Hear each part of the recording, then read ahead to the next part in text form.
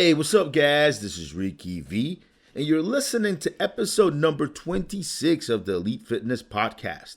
And in this one, I'm interviewing Mr. Eric Marr, founder of LG Sciences and the patent holder of 1-DHEA, 4-DHEA, and 19-NOR-DHEA. Very interesting compounds, very interesting podcast, very interesting guy. Without further ado, here's Mr. Eric Marr.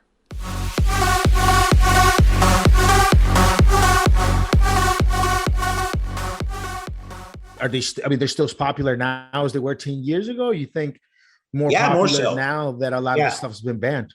Yeah, well, more so now. I mean, as you're probably aware, I have the patent on 3 of the most popular pro hormones out there. I licensed that patent exclusively to High Tech down in Atlanta, and he does all the fulfillment and the manufacturing. He's got a great facility. He's got good partners. And so I don't really get involved in that portion of it. That's exclusively his territory. But, all of the stuff is available from High Tech. He's got rigorous testing, just a good guy and is a good fighter for the industry, good freedom fighter for the industry. Whether you love him or hate him, you got to respect him. So I've been, I don't develop the products. I've been developing a lot of other things. The hormone landscape, though, is better than ever. And the reason why is, it looks like the FDA is finally doing something about SARMs, and it's about time. So we can talk about SARMs a little bit, but I think the pro hormone market is going to take off. I think it's going to really pick up because one of the largest SARM dealers in the country, which was my former partner, who shall remain nameless, sounds like he's out of the business. Finally, is out of the business, and so I'm not a big fan of SARMs. Did he get enforced on, or did he leave on his own? I don't have any knowledge of that, and I don't want to even speculate. And this is just rumor, so don't take that as fact. Obviously, nothing I say is factual. It's, it's my opinion. But from what I've heard through just, people talking, he's getting out of the market. So, and it's about time. I'm not a big fan of SARMs. I think pro hormones as well as TRT are far better for human beings. And I can give you some examples why, but it's good to see SARMs get off the market. I think that they were, something that really shouldn't have been trifled with, to be honest with you, because we don't know the long-term effects of SARMs. So if you want to get into it, I just had Rick Collins. on the last podcast, and we got into it about the legalities of SARMs. Now, we both kind of agree that the FDA and government's going to do something about them eventually.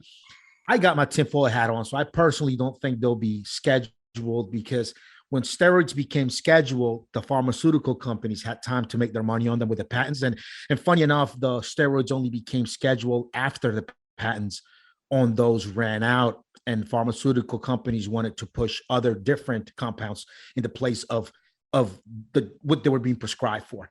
Oh, I don't agree with that in the least bit. So SARMs, they haven't made their money yet. Pharmaceutical companies. Again, I got my tinfoil hat on, but I don't fucking know anything, right? So here's what I say about steroids. I mean, listen, it really came down to doping in sports. So there was a lot of development, a lot of research up until the really even 70s.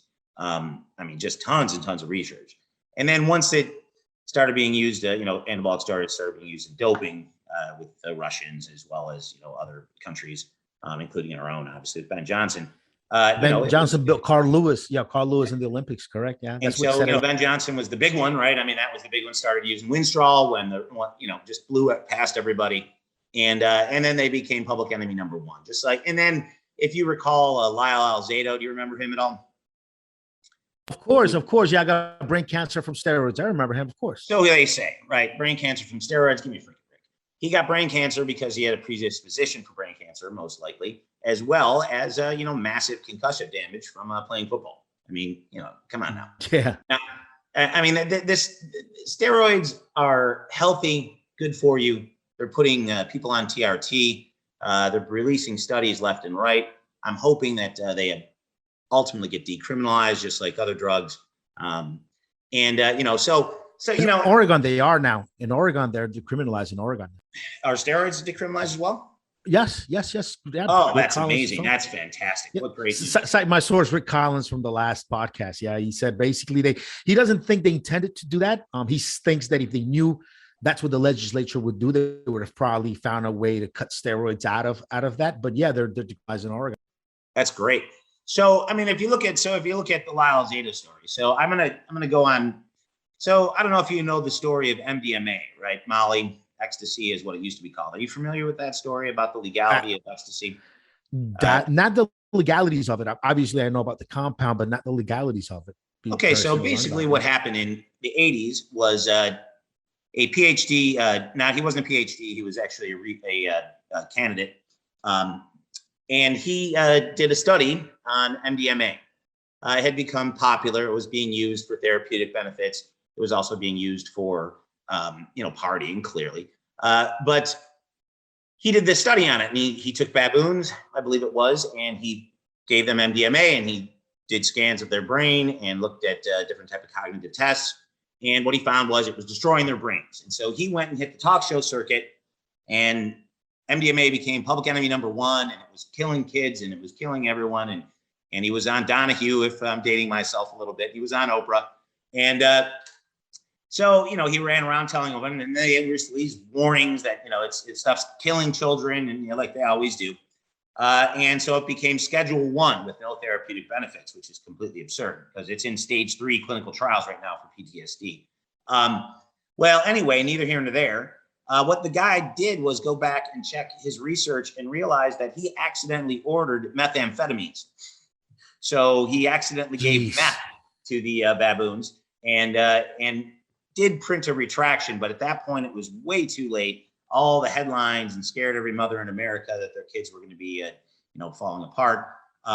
So if you look at what happened to steroids, a very similar situation. You have the Olympics with all the money that was tied to that, right? Also made America look bad because only the evil Russians were using steroids at the time. You have the fact that you had Lyle Alzado, and then that Chris, I can't remember his name, where he supposedly went crazy. He was a wrestler, pro wrestler, also had massive concussive damage. Repeated concussions are not good for the brain. And he ended up killing his wife, I believe.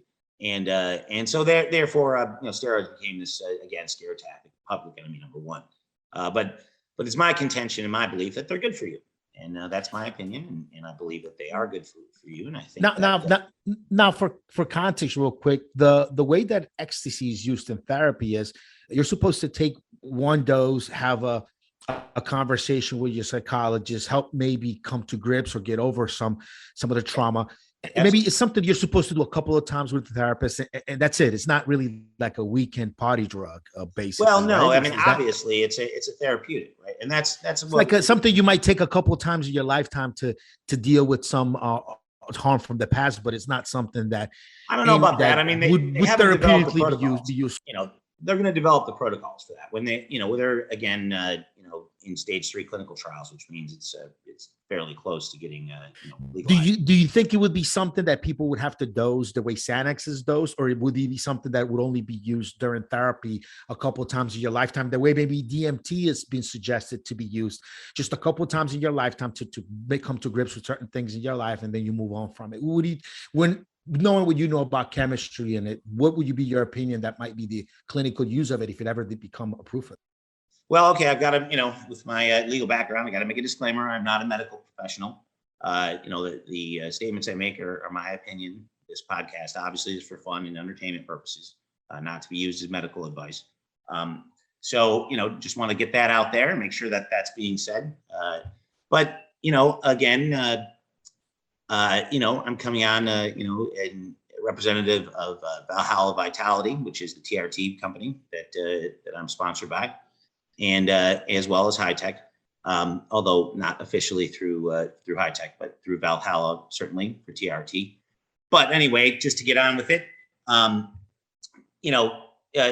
if you look at what the protocols would be, I mean, they're not fully developed. Obviously, that they're in process. I would think it would be more common to take it than a couple of times in your lifetime for complicated PTSD victims and cases of that nature. These are deep wounds that stem from childhood and stem from, trauma later in life.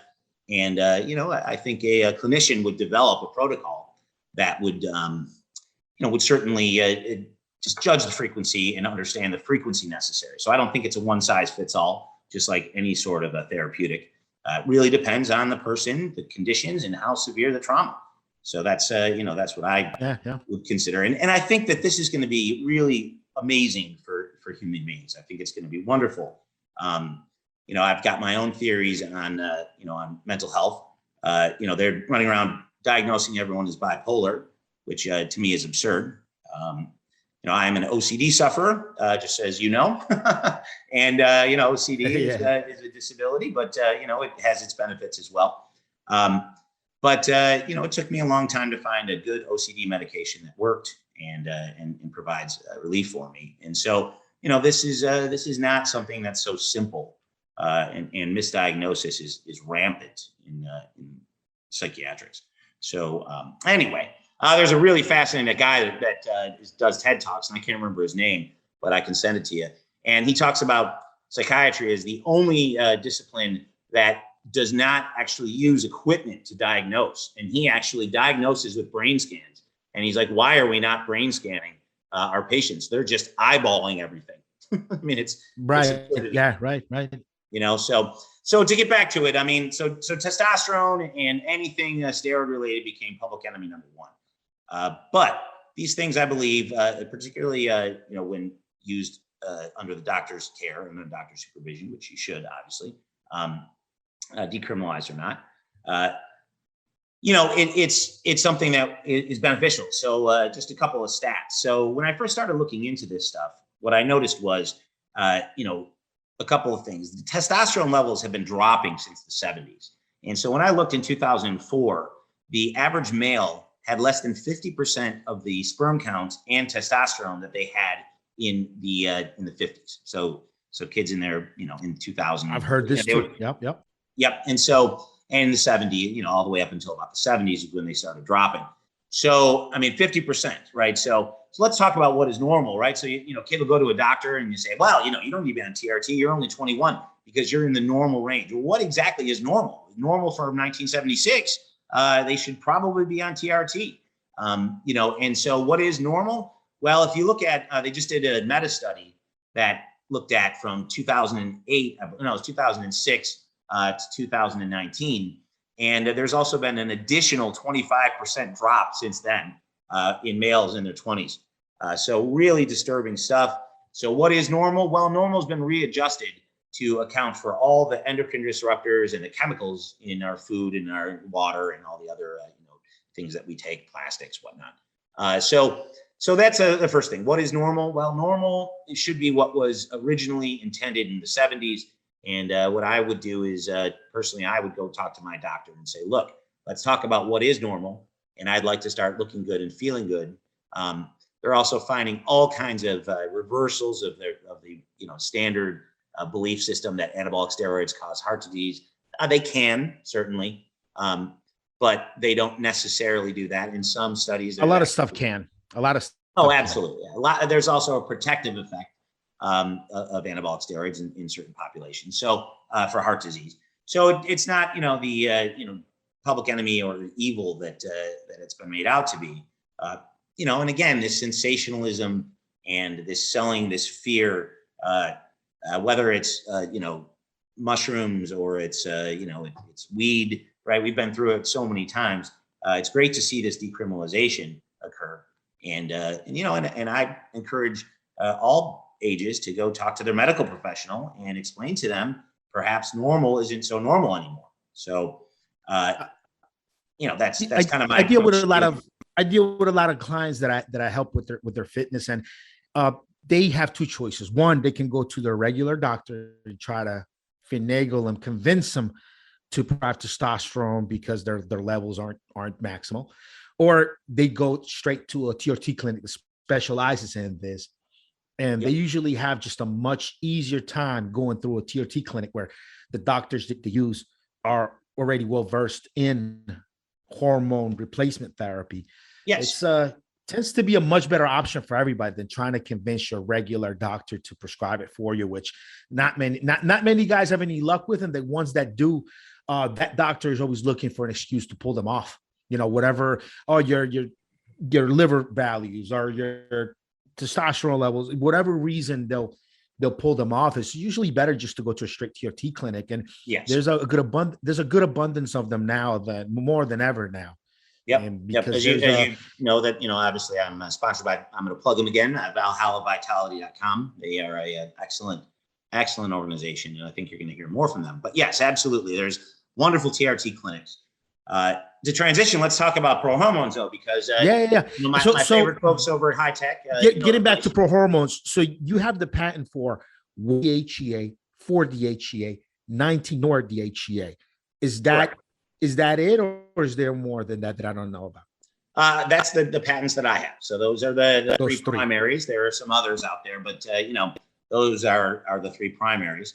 Like I said, High Tech has the exclusive license from me in the bodybuilding. And for guys out there that know, and for guys out there that don't know, and I'll start this off, and you could get more into it. The reason why these hormones, these versions of DHEA are better than just the stuff you can pick up at your Costco, at your local pharmacies, because the structures won't convert into some of the undesirable hormones that you don't want. If you take regular DHEA off the shelf, there's a good portion of it might be converted into estrogens. And you obviously don't want that. Ideally, you'd want these to convert to actual androgenic male hormones. And the little number in front of the name, the 1, the 4, the 19-nor, ensure that these don't get converted at a higher, at any significant percentage into the hormones that are undesirable. Am I right in that thinking? And what else can you add to that? Yeah, that's absolutely correct. So the standard stuff you buy at Walgreens and Walmart is 5-DHEA. Not that it's a bad hormone, because it does convert into a lot of things. It's fine if you're in your 70s. But if you're men that are looking to optimize their hormone levels at whatever age, obviously over 21, I always suggest. But whatever age, DHEA hormones are excellent. They are well utilized by the body. They have a fantastic conversion, particularly when I talk about how to increase the absorption, which I think your listeners are going to like. And what they will do is, like you said, not convert over or have any estrogenic effects, as an example, in the case of 1-DHEA, right? So there's no estrogenic effects with that, and it doesn't convert to estrogen, which is great, because as we talked about with dropping T levels and all the xenoestrogens, estrogen dominance is really a problem. If you ask me, it's my opinion, it's a big problem. So 1-DHEA is an excellent hormone for men to optimize their levels. As I said, any of the high-tech brands of 1-andro are great. He's got really good delivery technology. The 4-DHEA converts into testosterone. Again, that one's going to be a little more similar to the 5-DHEA. So it depends if it depends on your body type. So if you're a very skinny, balding gentleman, you would probably have low estrogen. And estrogen is necessary, people. Do not, and I'm going to talk about that in a minute, do not kill your estrogen levels, your natural estrogen levels. It is necessary for muscle growth, for fat burning, for cardiovascular health. So driving the estrogen down to 0 is not a good thing as well. However, I personally take a range of 3 doses of 1-andro to 1 dose of the 4-DHEA. So the 1-DHEA 3 times what the dose is. So if it's 100 milligrams of 4-DHEA, I'll take 300 milligrams of 1-DHEA. That makes a nice balance for me and feels really good. The 19-nor is, converts into nandrolone, which is really good for, fitness type activities, soccer, sporting, things like that, where there's longer activity, as well as for people that have, male pattern baldness or have issues with their prostate. The 19-nors are great for that. They tend to be a little bit more expensive, but if a person is sensitive or worried about their hairline, it's an excellent way to go to look at the 19-nor DHEA. So again, DHEA compounds are legal. We have had numerous opinions on it. They've also to the point where the FDA actually, with the company AMS, they actually signed a consent decree allowing them to sell the 1, 4, and 19-nor DHEA. as well as provided the testing protocols of what is necessary in order to be compliant. So anyone that will tell you that they're illegal is pretty crazy, because this was in the state of actually, I'm sorry, it was in Idaho. It was during that big bodybuilding.com situation. They did not ask them to stop selling the DHEA products because they are legal, and they also set up a testing protocol that said if you would like to sell them, here's using Don Caitlin, if you remember that name, the guy that was the big steroid bust during Valco. So they actually had used the guys at AMS use the lab, Don Caitlin's lab. So the legality of them is pretty bulletproof. Again, and it's certainly been tested numerous times in court. So the other ones are guys out there. I just want to throw something in for context, because we have guys from all ranges of experience listening to the podcast. For some of the newer guys out there, we're talking about DHEA here on the podcast. Just so you know, every unit of testosterone in your body right now that your body made naturally, it was DHEA in your body at some point. So DHEA, it's a hormone that your body also produces, and that hormone has the potential to become many different hormones. It's a real pro hormone. And so any testosterone you have in your body now, it was DHEA at some point in your body making it. So what we're talking about here is the actual pro hormone that's the base for most sex hormones in your body. And let me get a little bit more into specifics. How would you compare, let's say, percentage wise of conversions between the 4 DHEA that you've patented and the 5 DHEA that's available everywhere? What are the benefits one over the other? And what is the conversion percentages that's beneficial to take the 4 that you make as opposed to the 5 that's out there? Yep, you're not going to like this answer, but the answer is this: every single person is different. They have different enzyme activity. They have different receptor sensitivity. When I did use anabolic steroids, and I did, I would have to routinely take over a gram to get any sort of effect of testosterone. I no longer use steroids, obviously, but back in the 2000s, early part of 2000s, I did, and I had to take over a gram. Now, Phil over at Valhalla Vitality is on TRT. He could take 150 milligrams and blow up like a balloon. So receptor sensitivity, the enzyme conversions, how much of the 17 beta HSD and the 3 beta HSD you have, as well as your liver enzymes, all those facets will contribute to what your hormone level should be. So there is no one size fits all. I really caution anyone that says that or tells you that. It's insane to think that. It doesn't work that way. Receptor sensitivity is so important and so varied. There is no normal. I mean, that's, if I can get the people to really think of one thing, there is no normal. What is normal is how you feel and how you respond and how your body responds. That's what I would assert. That's my opinion, is that there is no real normal. And things like levels mean nothing. Again, when you got a guy that can blow up on 150 milligrams, and then back in the day, I used to have to take well over a gram, Rick, well over a gram to get any results. If I shot 150 milligrams, I might as well do nothing. So I'm not currently on TRT, although I might get on it later.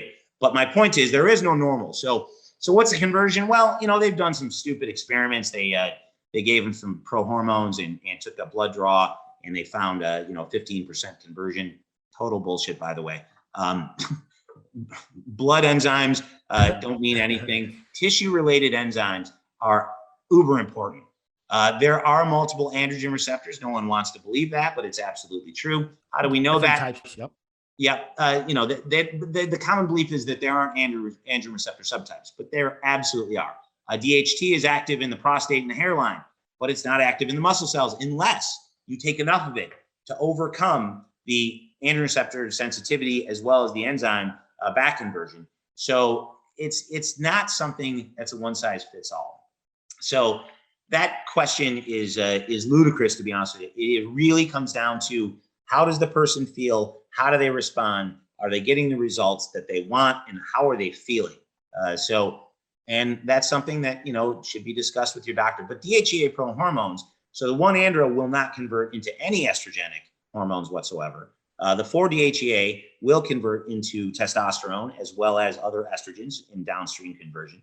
The 19-nor has a very low capacity to convert to estrogen. I think it's 30% of what testosterone is. So it's a very slight converter as well. And again, really good for anyone who's looking to do sporting type activities. Now, again, you can't be part of any organization that tests for that. Some of those things are banned by organizations, both amateur and professional.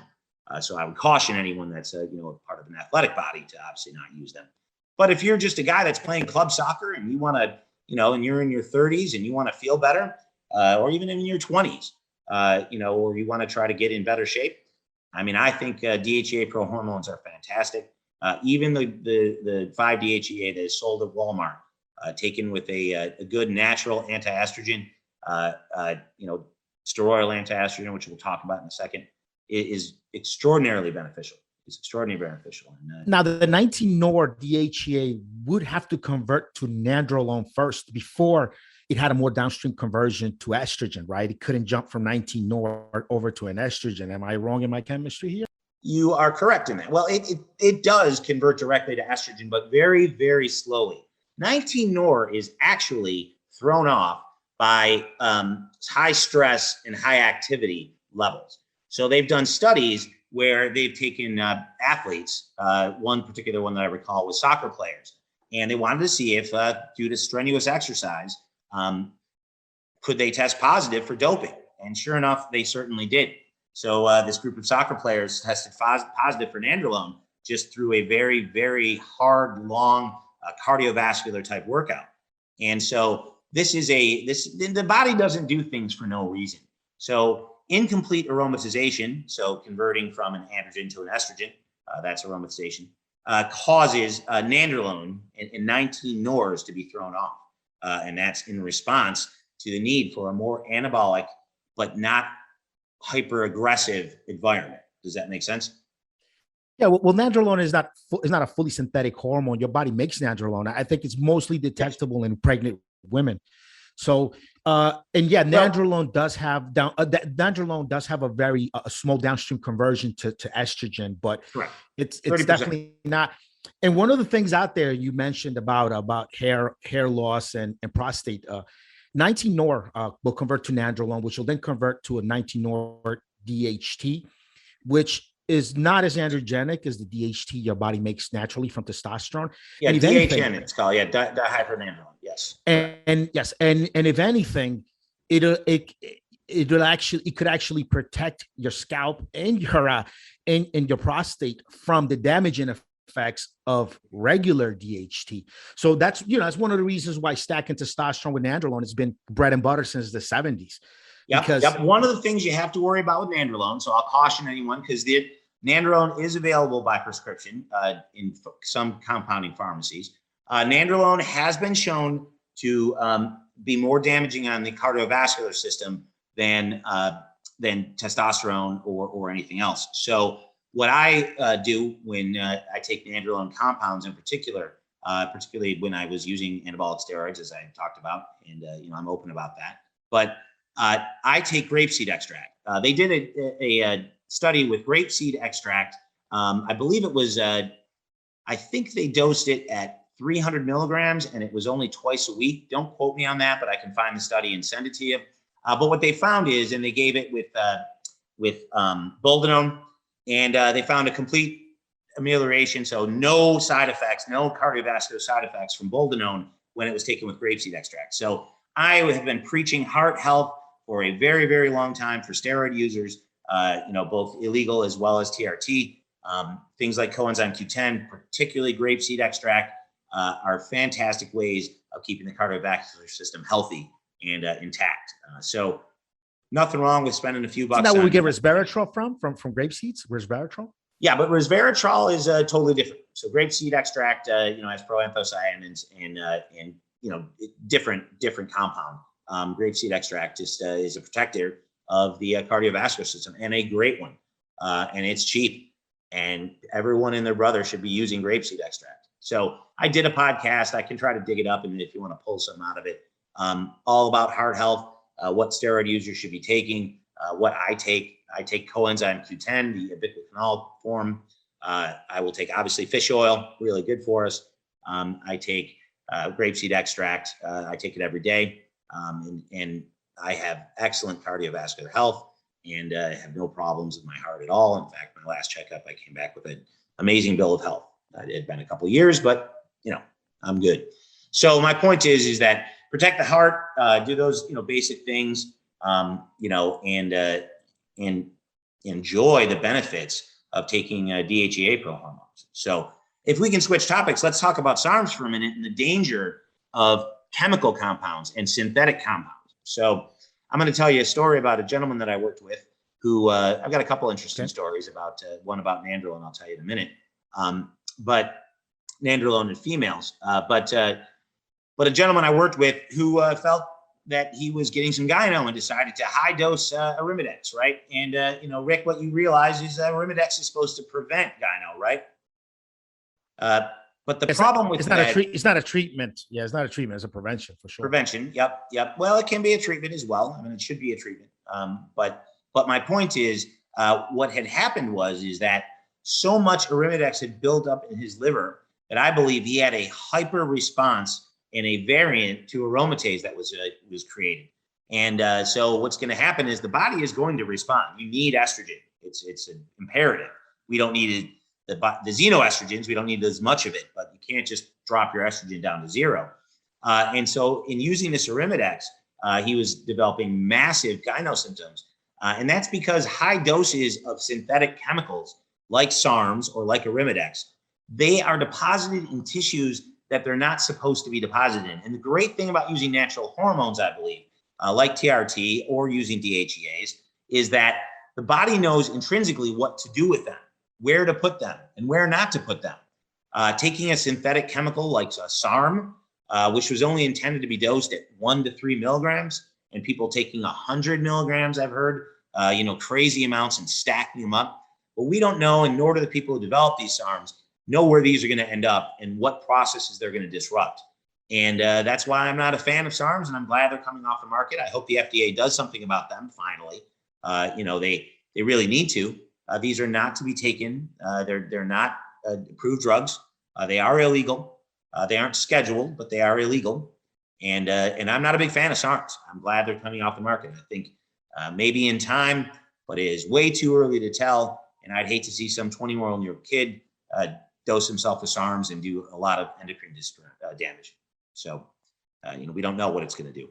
So that's my warning on SARMs. Do I think they're going to kill you? No. But when we have natural hormones available that are safe. We don't know yet. This is one thing I tell everybody on the podcast, like all the steroids that we take now, oxandrolone, nandrolone, which is talking about equipoise, whatever, they've been around since the 60s or 70s.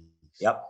Generations and generations of guys have been using these SARMs. They've been around for the last 10, 15, 20 years. None of them have been really approved for human use by the FDA. See, steroids, they became approved and then they became legal, but they were approved. They were being prescribed. None of these SARMs are being prescribed. We don't know what the long-term effects are going to be with them. Short-term, there's a lot of guys using them and singing their praises, but in the long term, we don't know what's really going to happen. Very dangerous. Well, Rick, they've been around a long time, like you identified. Okay, why are they not approved yet? What's the holdup? Something's the holdup. Okay, and they keep doing trials for this or that, and some of them have actually been abandoned by the pharmaceutical companies that were that developed them. At first, they abandoned them. Yep. But they're still being sold. Still being sold in the market out there. And that should scare you if you're a young kid. Right? Or even if you're an older man that's trying to feel better, that should scare the piss out of you. The fact that these have not been approved as drugs yet, they've been around for a long time now. And why are they not in, approval stage at this point? We're not seeing approval because there's some kind of problem. Now, the drug companies are not going to come out and trumpet what the problem is. They're not stupid, right? They're either going to abandon them or keep trying. But the fact that they haven't been approved as drugs makes me very concerned for what the side effects are with SARMs.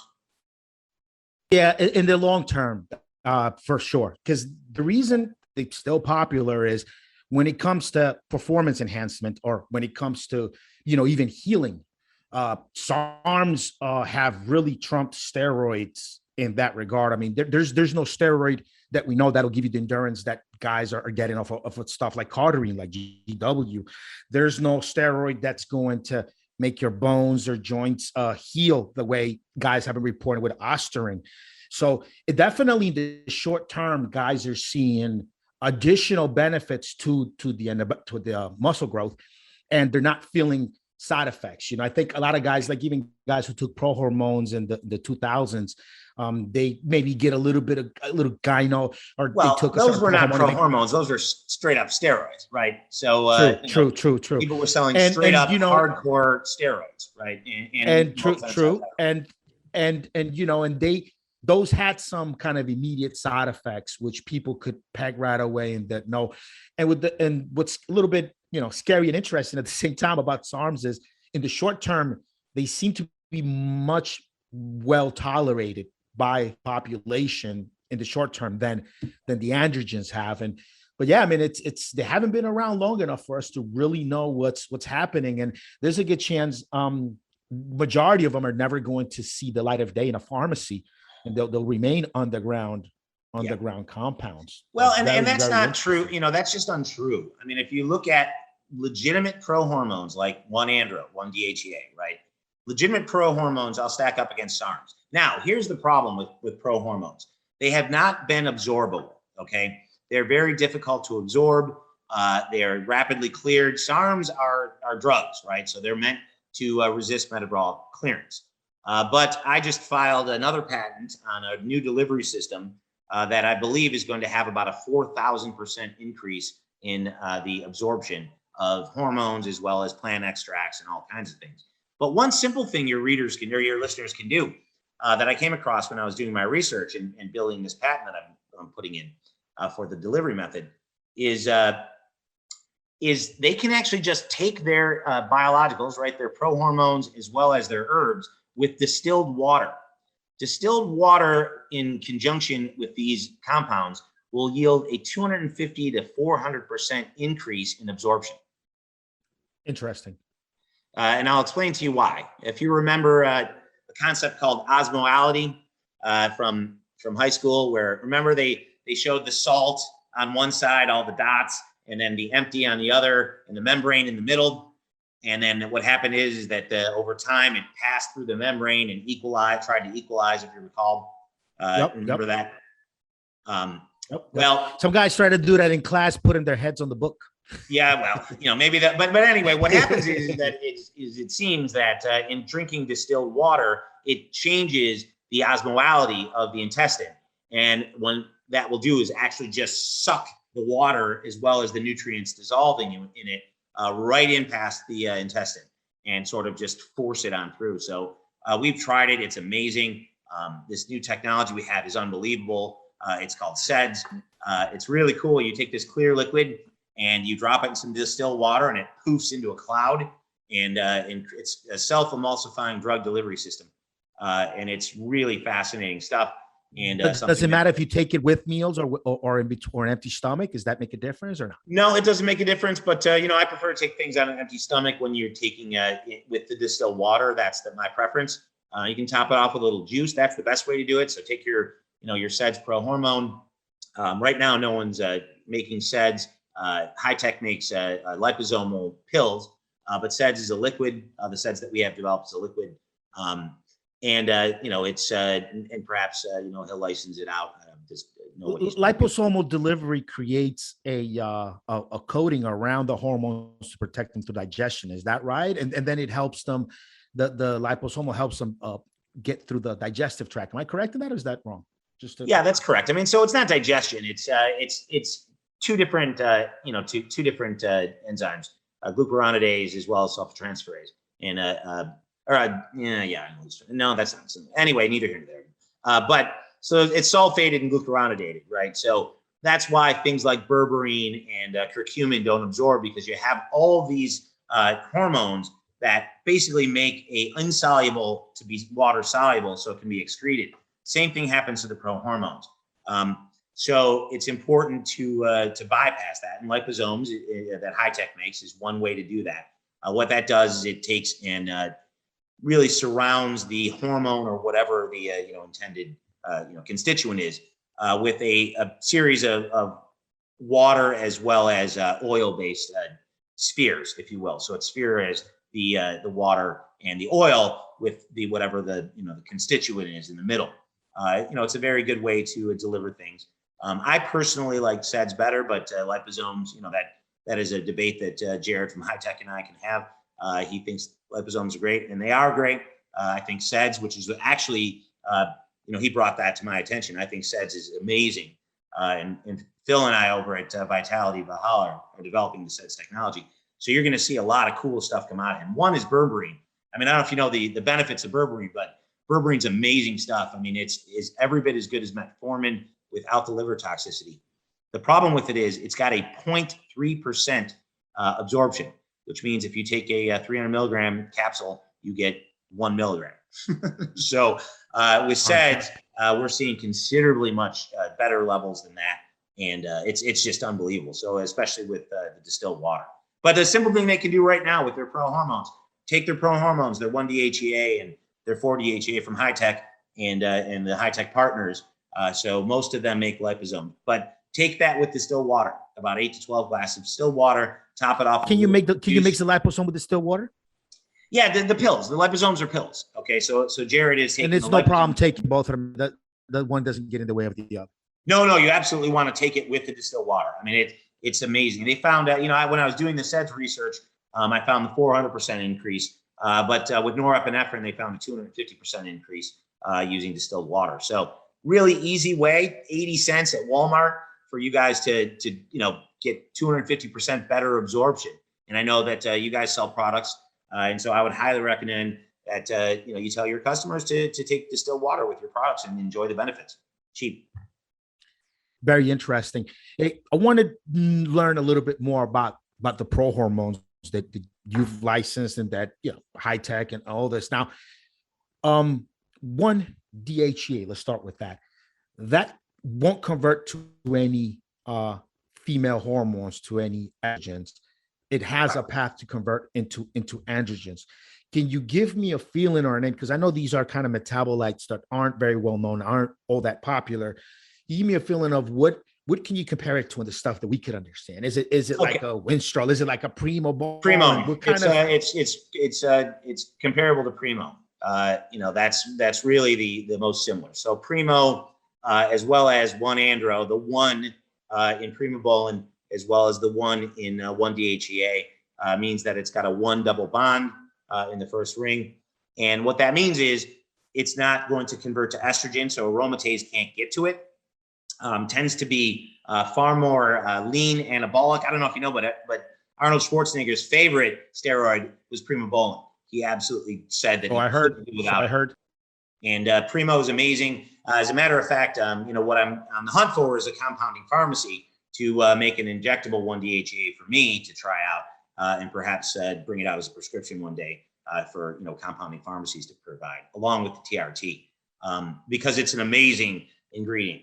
And it's an amazing hormone. So it doesn't convert to estrogen. It's got a nice, good, solid feel. They did a study on 1-Andro, and I believe it was either 9 or 11 pounds of lean mass in 30 days. And these were college students, well-trained college students, as well as I think it was 4 pounds of fat loss. Now listen, Rick, you can blow up on whatever you want, but that is every bit of a good gains as you get out of SARMs. That was with well-trained college students that, had good muscle density. And so they still got amazing results. And so, it is a natural hormone. It is, I'm actually hopefully going to be published as well as being an author and a patent holder. But we're going to be publishing the study that we did confirming 1-DHEA and 19-nor-DHEA in animals. Also, there is a paper that shows 1-DHEA, 1-Andro, and 1-testosterone in plants. So it is a altogether natural hormone.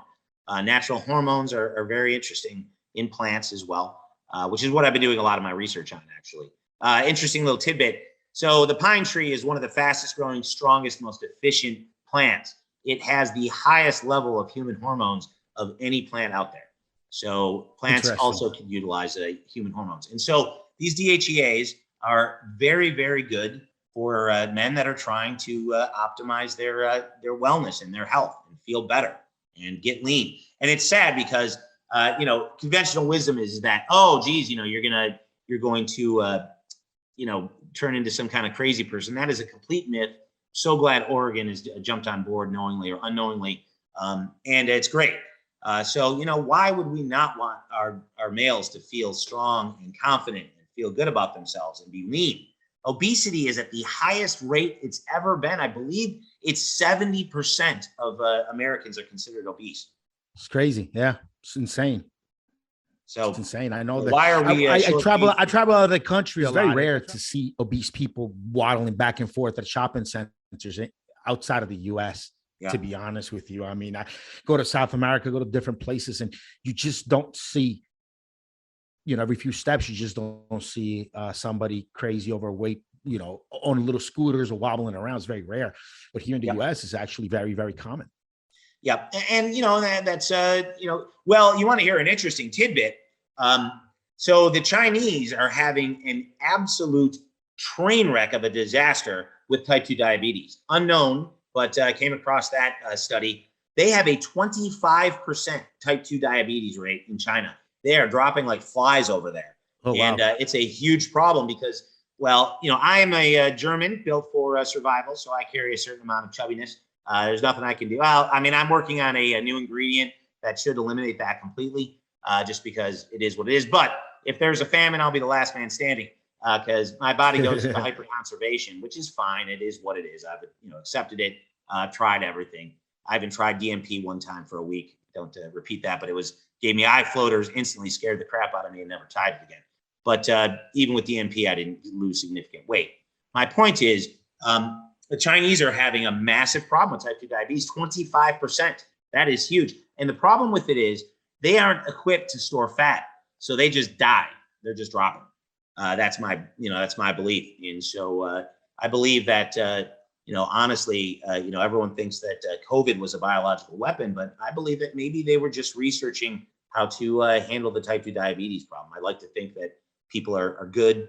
As you know, I've converted to Christianity. I believe in the Lord. Do you have any guesses to what's going on in China for these guys to have that high diabetes? What's going on with their diet or lifestyle? Yeah, oh yeah, absolutely. Western diet, man. Big Macs, Cokes, and fries with the Western Chinese diet metabolism. They cannot. They can't handle it. They are not built for it, and so they are having a 25%. And if you look at COVID, it's entirely possible. I don't know if it got out. I have no knowledge of anything other than the fact that I like to believe that people are generally good, and perhaps they were studying how to handle their type 2 diabetes issue over there, because honestly, it does target people with type 2 diabetes, as we are aware. So that's just a theory I have. Just from nothing more than just speculation, but I like to believe that people are generally good, and I can't imagine that it was purposeful. This has been a disaster for the world, obviously. Not to go too far on that, but and I believe in the Lord, and I pray for them, and I hope that they can solve their issues, because that's a major problem of a Western-based diet, and they're not European, primarily European over there, or African. They are Asian, and they cannot support that kind of calorie intake. So anyway, that's my little but it's very fascinating. Yeah. Check it out. Fact check it all you want. They're having a massive problem with type 2 diabetes. Yeah. And anyways, but so to get back to it, let me ask you this. So let me give you some more questions here. So definitely, guys that are listening to this using steroids, they're used to dosing their steroids at 10, 50 milligrams a day, 300 milligrams a week for injectables. Now, these are steroids that have been modified to be delivered through injection, or to have modifications to their structure to be able to survive digestion. Now, the pro hormones, 1 DHEA, 4 DHEA, 19 or DHEA, and some of this other ones that are out there. They're not modified to survive digestion. So you do have to take a bit more than you would some of these methylated stuff or some of the injectable stuff. Talk a little bit more about, to guys out there listening, say, hey man, I'm gonna look for these 1 DHEA, 4 DHEA, 19 NOR. I can get them without a script. I can have them delivered to my home. I'm going to get on them. Talk a little bit more about dosing. What would be a comparable dosing? What would how much somebody want to take? Maybe some stacks. What are good stacks and amounts that guys can use of these pro hormones to get some good comparable results to some of the underground stuff? Because look, let's be honest, man. These underground labs are sometimes making bunk shit. Sometimes you're not getting what you think you're getting. And so it stops being such a good deal for guys to buy a bottle of testosterone or a bottle of primobolan when it might not even be that. And at that point, it's better to go to a supplement manufacturer that's selling a pro hormone that's GMP'd, that is, approved facility, and you're absolutely 100% always getting what the label says you're getting. So I'm sure a lot of guys are going to want to make the jump. What would be some comparable? What would be some stacks? What could be used for bulking? What could be used for cotton? What could be used for what we call nowadays recomposition? Give us a little bit more into that. Sure. Yeah, I'll go through that real quick though. But yeah, I mean, the bunk steroids is becoming a major issue. Everyone's running out. There's an illegal site that sells steroids. And, I go check it out just because, I go and check it out every now and again. I'm not going to give their information out. But my point is, it's a site overseas that sells steroids. And they used to have, hundreds of brands with deals and specials and promotions. And last time I went and looked, they literally had like a few things. Almost everything was out.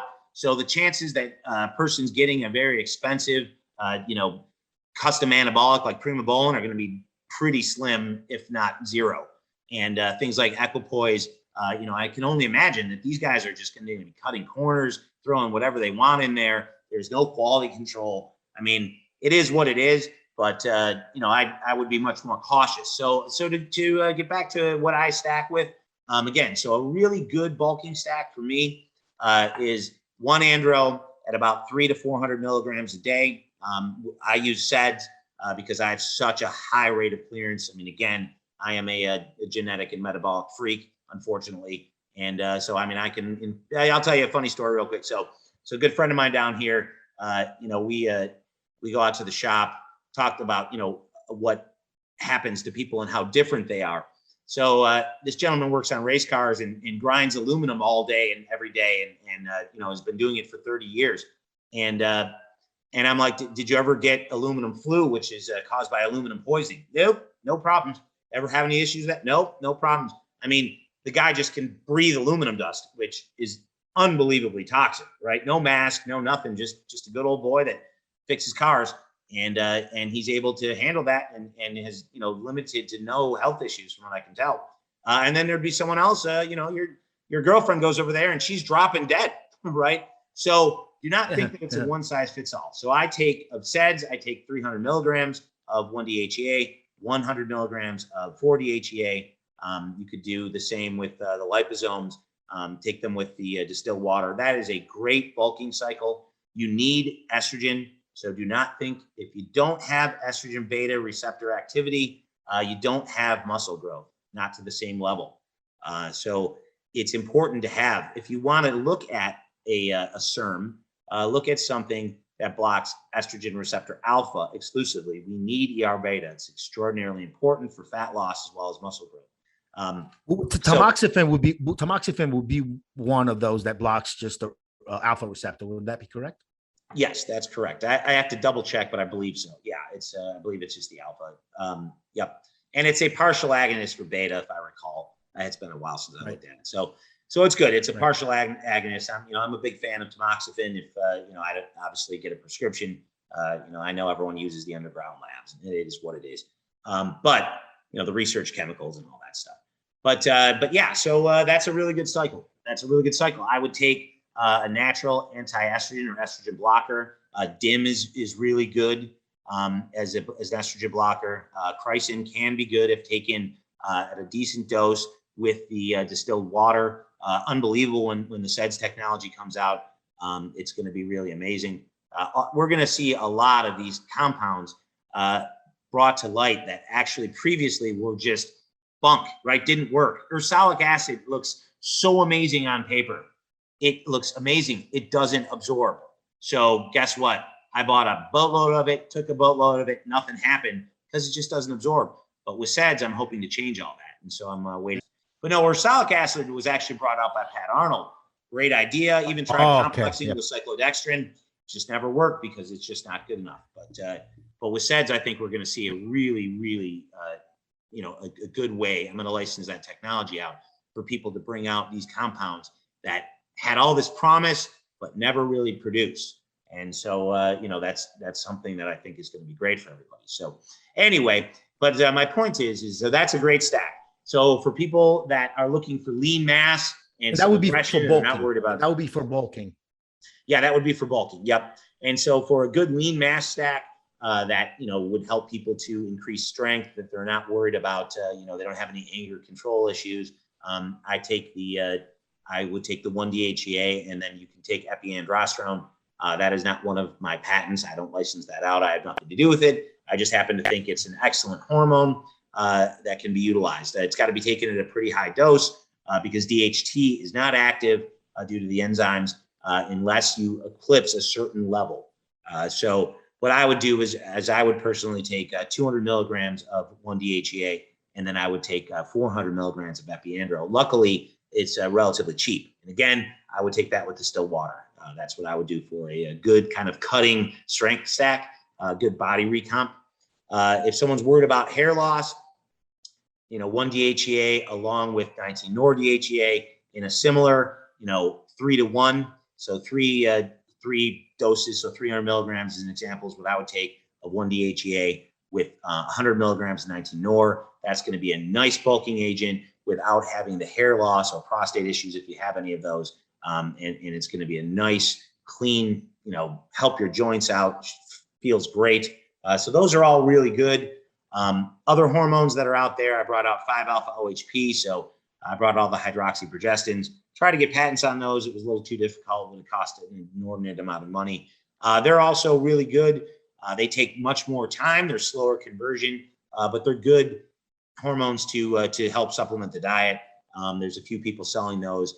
There's the 1,4-OHP. There's the 5-alpha-OHP. Those are both really good. 6-keto-progesterone. I absolutely love the stuff.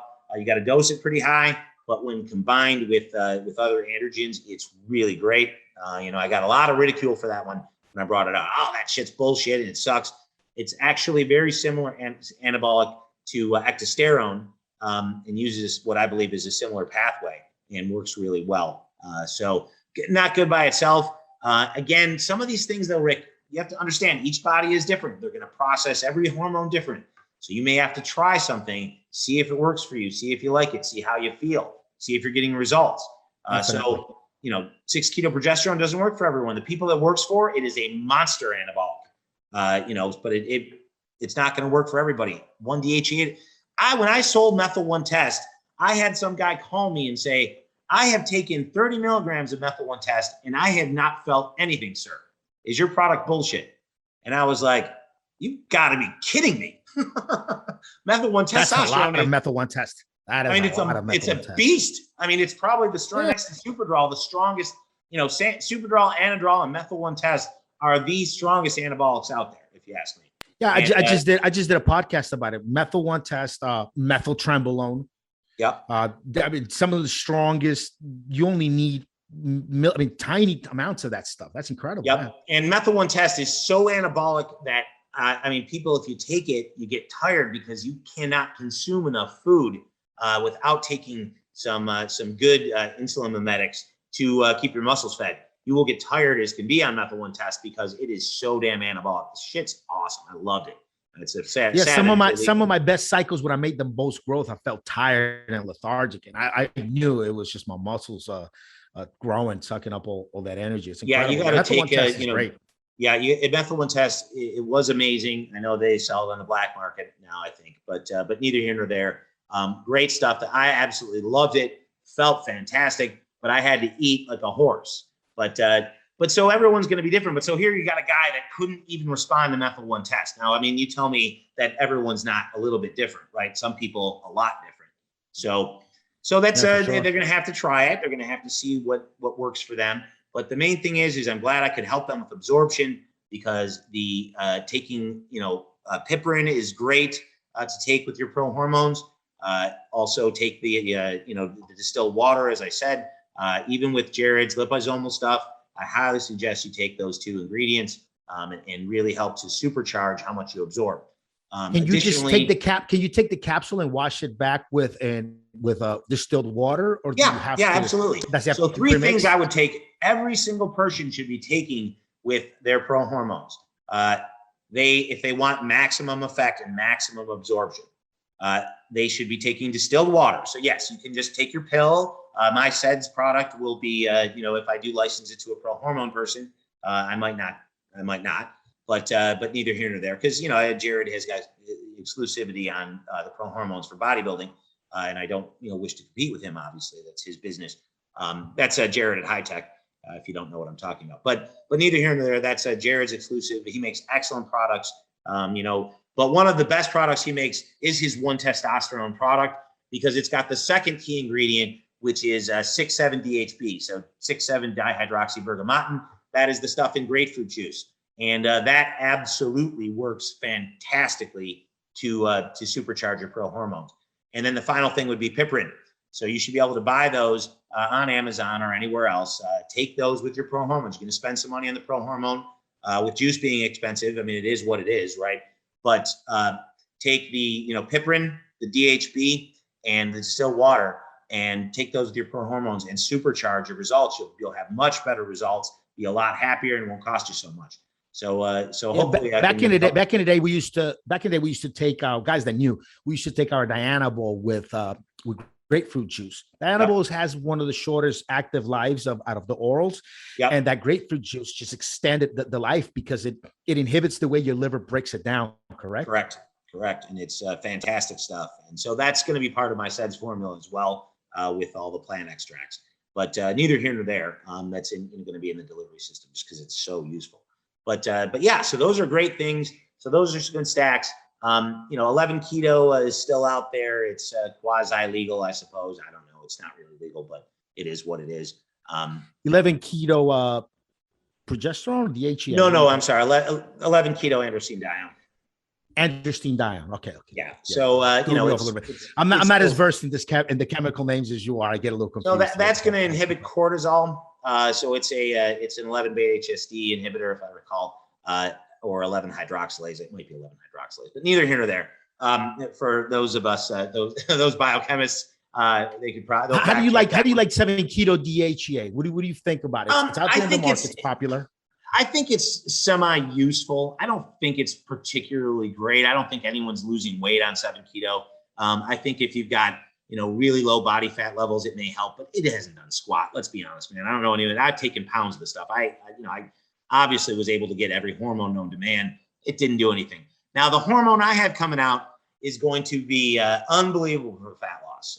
It is. I can't tell you what it is, but what it's going to do is it's going to really raise your ability to do cardio and do fasted cardio burning. It is a hormone. It is not an androgen. But it is a hormone, and it will, it's not androgenic, anything of that nature, but it's going to really supercharge fat loss. And so, if you want, I'll keep you in the loop. As soon as I file the IP for it, which will be here in the next couple of weeks, I can disclose what it is and all the variants. But it's going to be cool, man. It's going to be really, really cool. I've got a bunch of good stuff in the hopper. I just filed IP on a new type of protein. So I don't know if you remember, but as I said, I was the first person, national to bring out pea protein as a dietary supplement. They were using it for dog food and soup before I brought it out. Couldn't keep the flavor stable. So the people at Roquette, which is the largest producer of pea protein, flew out a team of people and said, what's going on? What are you using this for? And I said, I'm using this as a dietary supplement. It's a complete protein. It's really good. And they said, well, we didn't know that anyone would ever care what it tasted like. We're using it for dog food. And I said, well, my customers care what it tastes like. So they said, give us a year and we'll come back. Well, I got out of the protein business because it just was way too costly. But I was the first person to bring out pea protein. I was the first person to bring out betaine. I read a study that showed betaine being fed to cows as well as pigs to increase lean muscle conversion. Come to find out, it increases IGF-1 and does all sorts of other great things for you. It's a great body recomp agent. So you're going to see a lot of cool stuff come from myself, Intellectual Wellness, which is my company. So obviously, I'm a representative of Intellectual Wellness, as well as Valhalla Vitality, who is licensing some of my formulations, and High Tech. So, couple quick questions. Does Valhalla have any connection with Valhalla Labs, the supplement company, or it's completely separate? It's just no. Yeah, no connection. No, it's Valhalla Vitality. Sorry, it's not Valhalla Labs. I always make that stupid mistake. So fix that, please. Yeah. No, Valhalla Vitality. They do TRT. They also, I believe, do IV infusions. Real good guy up there in New York. And he's going to license some of the technology for. And I guess Valhalla can service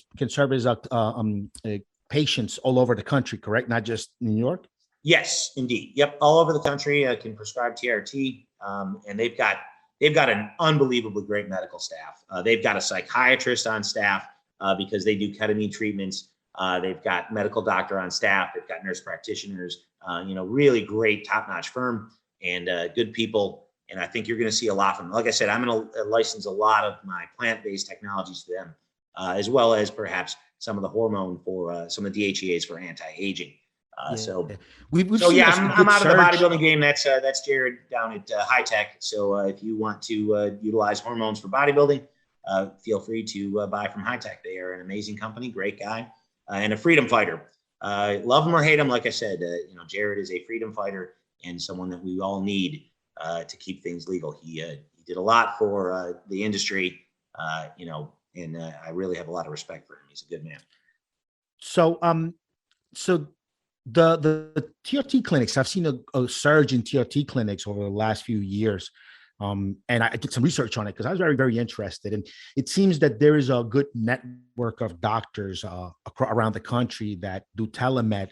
And if you're set up properly, you can plug into that network. So even a TRT clinic in New York can actually serve patients in California because of the huge network of doctors and telemed. It's a real thing. It's legit. It's legal, and guys can see a doctor via Zoom and get a prescription from seeing a doctor via Zoom and go into a local lab to get blood work. And I think one of the best things I've noticed about these new TRT clinics, it's that they understand hormones much better than you or anybody out there listening could get your local doctor to do it. You'll never get your local doctor to really look. I've dealt with guys that went to a TRT clinic with their testosterone levels through the roof and just set straight to the doctor. Look, I've been injecting testosterone, black market. I don't want to do that anymore. Yeah. I'm going to be coming down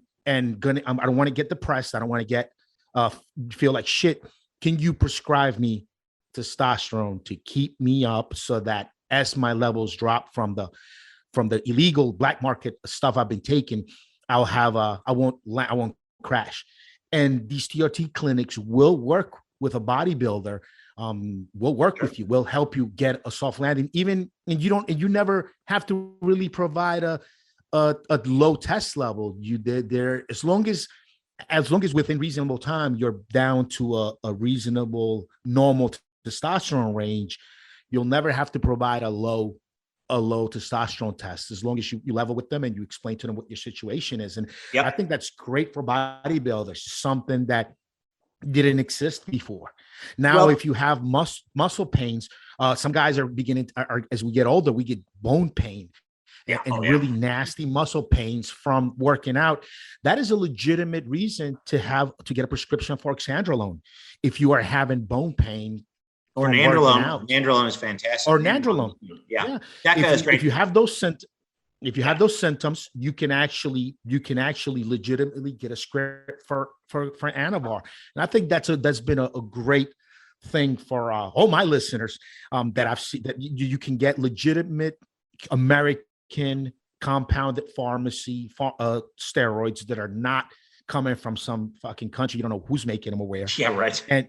And you actually are getting legit stuff, and you don't have to provide a low testosterone test to get it. You can just level with your doctor. And obviously, if you get another test 2 months later and your levels are still through the roof, the doctor is going to know you're fucking still pumping juice. He's going to pull you off. But if 2 months later, your testosterone levels are down to higher normal range, you're fine. He'll keep prescribing. And I think that's great. Yeah, what I can do for you actually, and I think I'll talk to Valhalla and Phil over there about being a sponsor, because I love, I know they want to do some sponsorship, especially on the TRT side, if you're interested. But neither here nor there. What I can do for you if you harass me is I can write you an article that says how to talk to your doctor about TRT. As I said, those levels mean nothing. I will provide the science, I will provide the references, and what we will do is, this is how you talk to your doctor about TRT. 1, androgen receptor activity and sensitivity. It is not a one size fits all. There is no test for that. It is literally a guy taking, methyl 1 test and feeling nothing, or me taking 1.5 grams of testosterone. I shit you not, I can take 1.5 grams of testosterone and get almost no results, almost none. It's just, I am a fast metabolic clearer. They've known this for years now. There is not a one size fits all body. So again, Phil is on TRT. He blows up at 150 milligrams. I mean, I'm like, man, you're so lucky. I mean, it used to cost me a fortune. So what I can do is, I'm like that too. I'm a sensitive responder. Yeah, I know exactly. And what is normal? So what is normal from now is not normal what it used to be in the 70s. Normal used to be in the 70s. Think about it, double, right? So now we're at 600 to 2,400 used to be normal, right? Now it's whatever, 300 to 1,200 is considered normal range. When did they decide that? Well, when they started doing TRT and actually testing, but if you look at the levels from the 70s, normal was much, much higher. And so we're seeing this with, sperm count losses, as I said, loss of quality of life, loss of maleness. Rick, let's be honest. I mean, are we losing our maleness in this country? Aren't we? Masculinity is toxic, man. I mean, are we? It's not toxic. Gentlemen. Well, that's the new thing out there, is masculinity is toxic. Yeah, I'm a big men's rights advocate, equal rights advocate. Fine if you're a women's rights advocate, but we should all strive for equal rights, to change topics. And I am all for helping men restore their maleness, restore their masculinity. Now, I don't want it to be toxic. I'm actually working on a bunch of different projects. One of the projects I'm working on, and I'm looking at applying for a grant, is understanding men that have hormonal disruptions that cause them to commit crimes, sexual crimes. There is a hormonal connection there. And I'd love to help men that suffer from that get treatment. Obviously, if I can get this grant written, I'm not good at writing grants. I've never written one, but I believe there's a hormonal connection. I will tell you a story. So before I converted to Christianity, I used to watch pornography, like every red-blooded American male, right, wrong, or otherwise. I did. And I've repented on that, and I no longer do it. In fact, I'm not going to even have sex, premarital sex, ever again. That's how devout I've become. But that's beside the point. So I remember I used to watch pornography, and I was married, and I had actually got a testosterone gel that someone had given me. And I'm like, well, shit, I'm going to go to the gym. I'm going to throw this stuff on. So I just started putting it on. I took an anti-estrogen with it because I know what the conversion is like on the skin. But neither here nor there. All of a sudden, I didn't want to watch porn anymore. I just wanted to have sex with my wife. And I was thinking to myself, wow, like, here's a guy that liked porn, now couldn't care less about porn, and really just wanted his wife more than anything. And I really never forgot that, because I know that there's a brain-body connection when it comes to male hormones. And I believe that things of that nature and sexual perversion of that nature could be an aggression of that nature, could be an imbalance. Males have a whole different hormonal cascade. And one of the things that I'd like to do is help to make the world a better place by helping men understand their hormones, repair their hormonal problems, and use hormones legitimately to solve some of their issues. Loneliness is a huge one. Loneliness is a big one. Progesterone helps loneliness. Huge. Right? Males don't bond the same way women do. Why not? Well, I'm going to find out. I'm going to find out, hopefully, and I'm going to help males. But yeah, I don't want toxic masculinity. I want responsible, gentlemanly masculinity. But that doesn't take shit, all right, and doesn't take the blame. I mean, what's going on in the world is a bloodbath. I mean, it's just an insanity. Yeah, something else crazy. And so, I reject the fact that hormones and masculinity has to be toxic. We should strive to be godly, in my mind, but at least gentlemanly, right, and respectful. And I hope that people jump on board. I mean, I pray for everyone. I pray for the Chinese. I pray for the Russians. I pray for our president. I pray for Donald Trump. I pray for Joe Biden. That is what the Lord instructs me to do. But if I can help males to be better husbands, better fathers, feel better, and have confidence and feel better, then that is what I'm going to do. And I think hormones are a key. One of the guys, smart guys that I listen to, Jordan Peterson, he has a quote that's pretty popular. And he says something along the lines of, a harmless man is not a good man. A good man is a very dangerous man who has it under voluntary control. Amen. And Amen. At the end of the day, we should all strive to be a very dangerous man that just keep it under control. And that is probably what is what I think obviously most of us should strive for. That's very interesting. You said that. Yeah. And listen, I love Jordan Peterson. I think he's absolutely brilliant. Again, I think he's absolutely brilliant. And people can call him names. What I see there is a brilliant man with a deep, deep heart, reverence for God, and a gentleman that has absolutely thought through so many facets of human psychology. Thought it through. That just doesn't, and other people just can't grasp what he's talking about. He's just brilliant. He's just brilliant. But you see what happened to him, right? I mean, you see the pressure and the abuse and what was, it's just terrible. And you know what? I mean, I have a love and respect for both liberals as well as conservatives. I see both sides.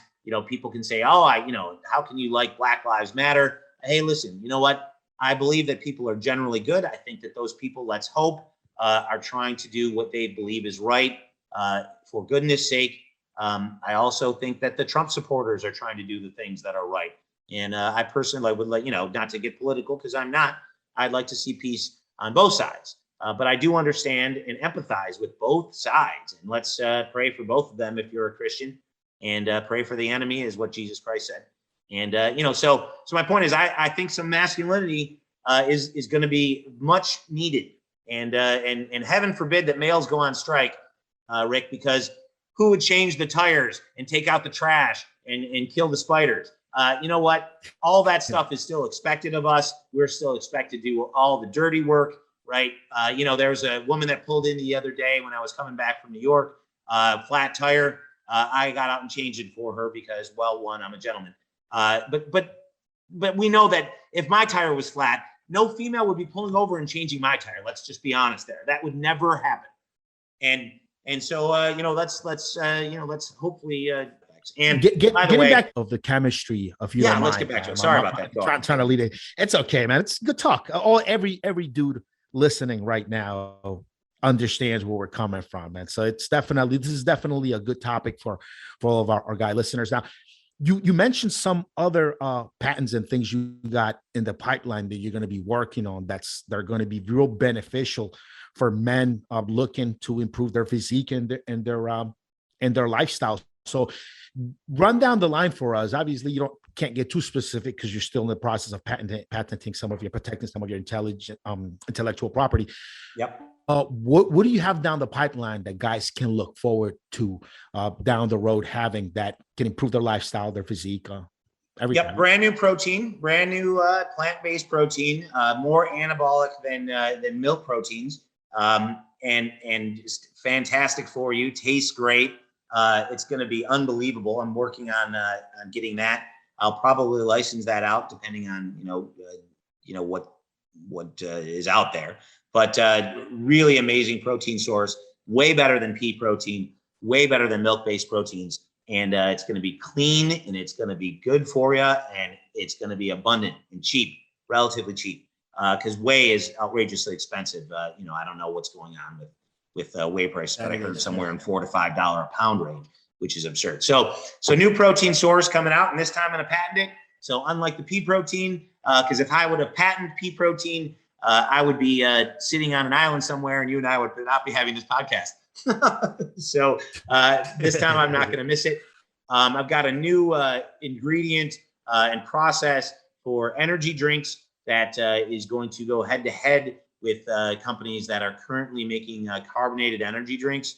I think it's going to be really, really amazing. It's going to be a combination of what's currently in energy drinks with a new process to increase some of the potency in the delivery of it. So that's going to be interesting. I think that'll be one I license out. Got a couple of different people that I'm thinking about in that. Maybe even Jacko Wakabang. I don't know him personally very well. Met him a couple of times. Seems like a nice enough guy. Great success story. I mean, got a lot of admiration for that guy. He's just an unstoppable. I was reading his magazines back, in the early 2000s, and I just loved him. He was just great to read, and a lot of respect for his resilience. I mean, man, that guy is unstoppable.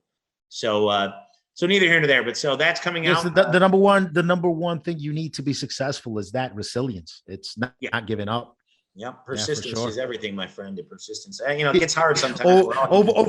Over skills and over talent and over anything. It's just not giving the fuck up. And that's why I have so much respect for you as a personality. And I hope this podcast really, I pray that this podcast is good for you, and I will certainly help promote you any way I can, because you're a great personality, and I've really enjoyed seeing the changes you've made over the past 5 years or so that we've been friends.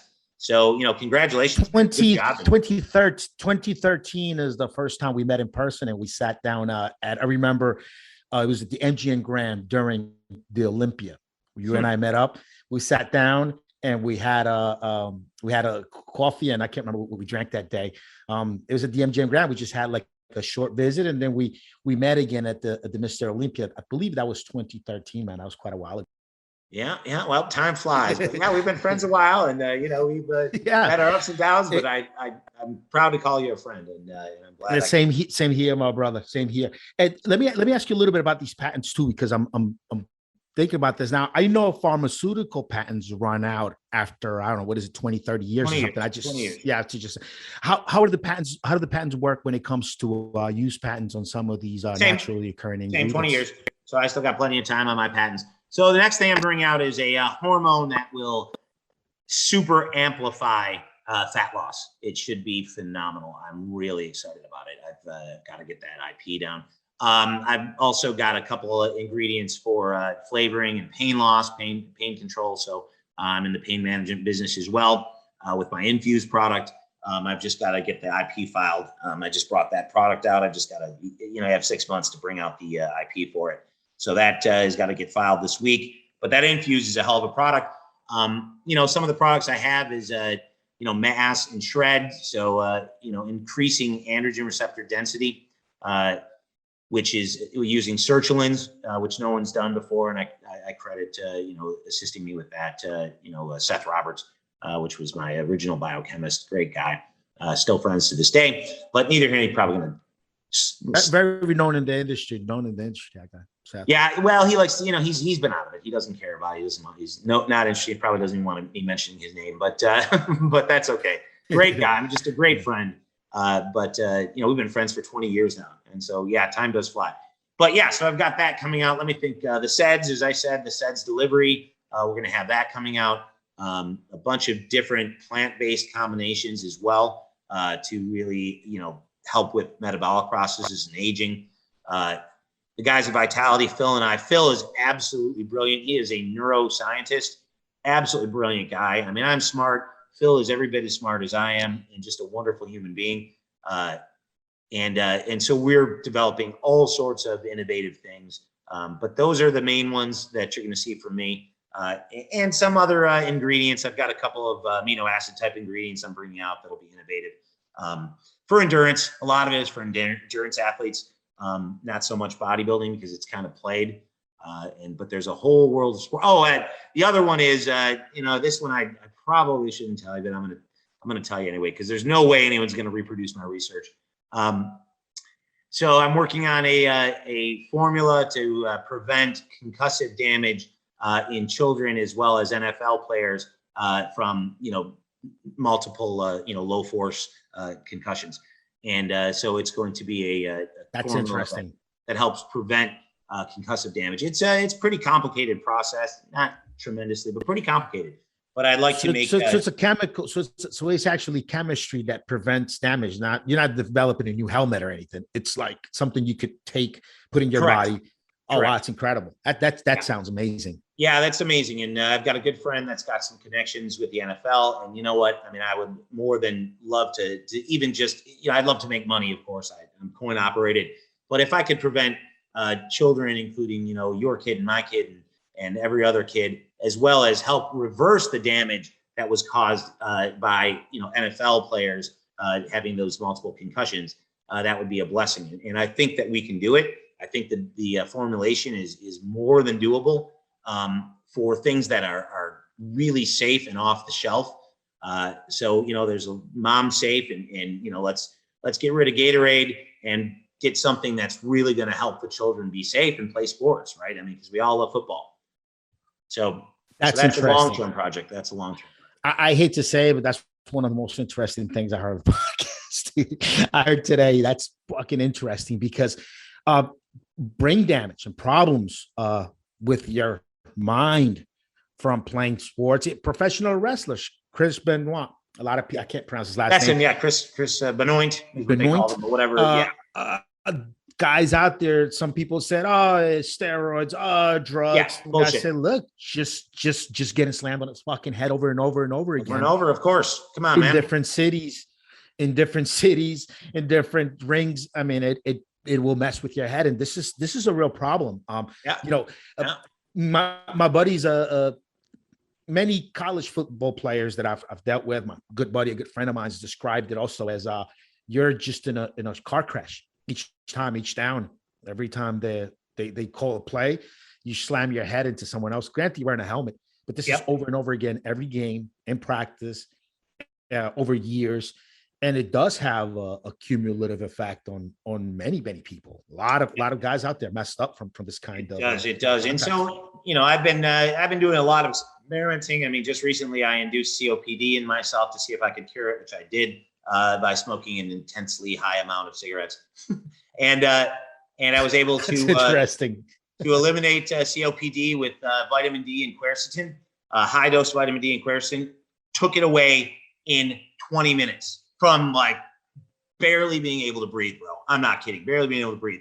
So sadly, I do a lot of experimenting on myself. I had an ex-wife who I love dearly that had 3 brain surgeries, so I also induced a lot of brain damage to see if I could fix that, which I did. It's fascinating to see what happens. I mean, but because I'm studying to help people that have, I want to make money, Rick, as much as the next person, but I believe God put me on here to, help save your grandmother and my grandmother and, your grandfather from things like dementia, which is just horrible to watch, right?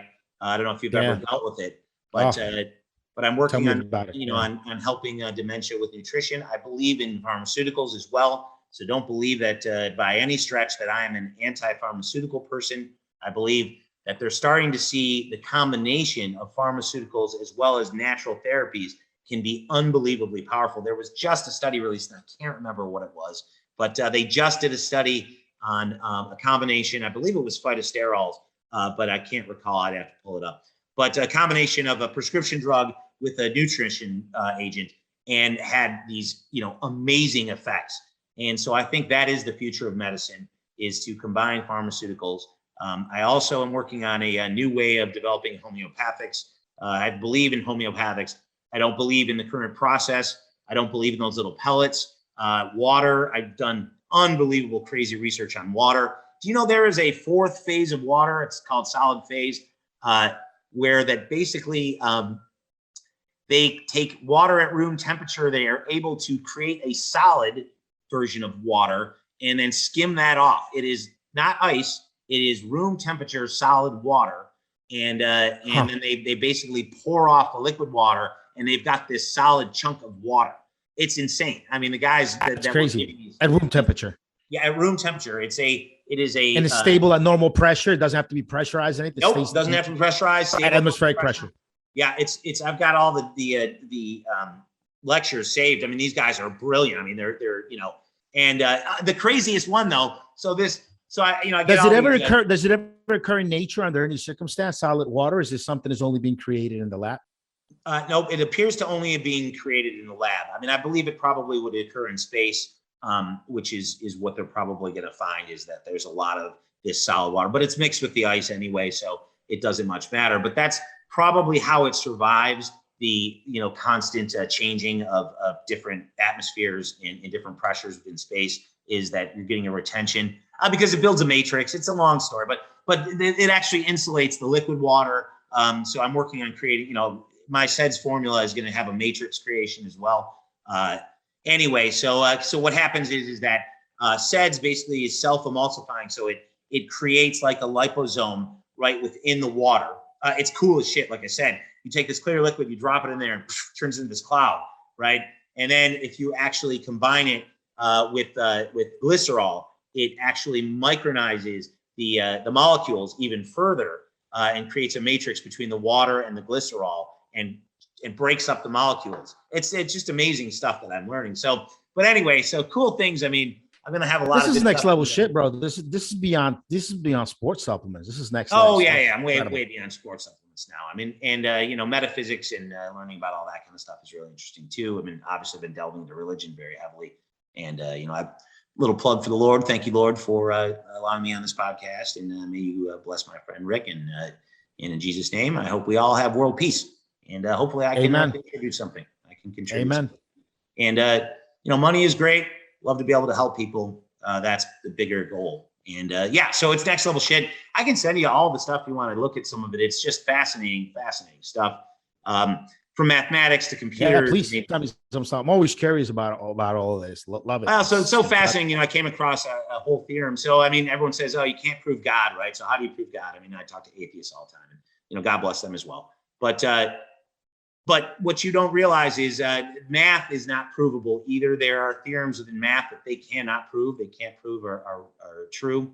They know that they exist, but they're unprovable. I just watched a whole lecture on, and I only glanced at it because it was so interesting, but over my head. It was the multiple forms of infinity. So there are multiple forms of infinity. There is not one infinity. There's actual sizes to infinity. If that blows your mind, so people that think that, God is unprovable, math is unprovable. It's there's a very basic theorem that cannot be proven. It's a mathematical formula. We still don't even know what keeps molecules together, what keeps them from floating away. Right. I mean, so, dark matter. There's empty space.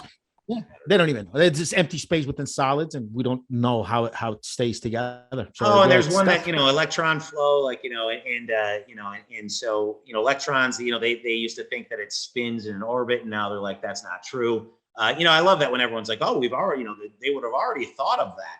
We are so green in our knowledge and what we still have to discover and what we've known. Dude, I saw this cool. My dad and I used to watch In Search Of. If you remember In Search Of when you were a kid with Leonard Nimoy.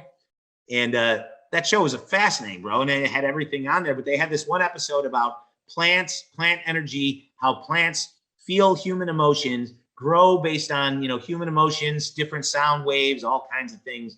And this was back in the 70s, and it was just, or early 80s maybe. But, and it was all proven to be true, right? Plants do feel magnetic fields and feel energy systems.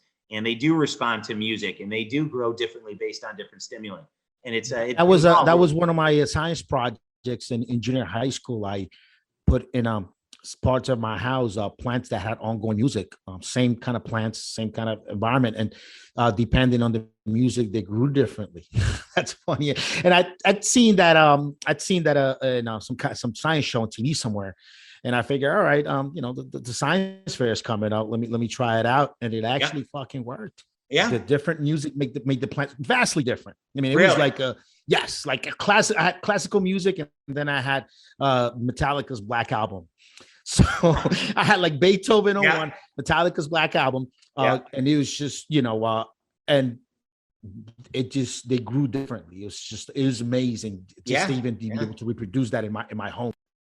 Yep. I'm also working on using my DHEA ingredients, specifically 19-nor and somewhat 1-DHEA, which my patent covers for cosmetics as well. So I'm working on an entire facial reconstruction system where basically what we do is we rebuild the collagen, and then ultimately using some other technologies that I got from the guy over at EvoMuse, we should be able to do bone reconstruction, because basically, or bone recomposition, basically, not reconstruction, but recomposition. So basically what my skin has no wrinkles. I mean, it's like freaking, and absurdly, when I combined 1-DHEA with breathable oxygen, with an oxygen concentrator, and with laxagenin, my skin became so soft, it was like creepy. I didn't even I was like weirded out by it.